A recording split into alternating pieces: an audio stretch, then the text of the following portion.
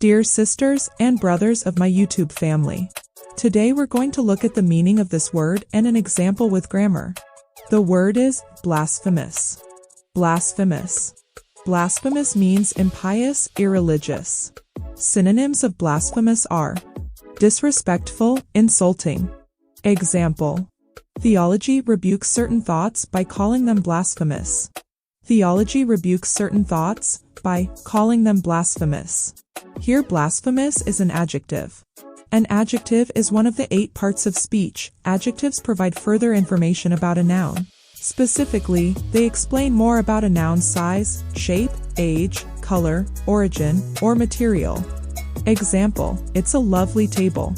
Did you see how big that dog was? Thanks for watching. I will be back with another video. Bye!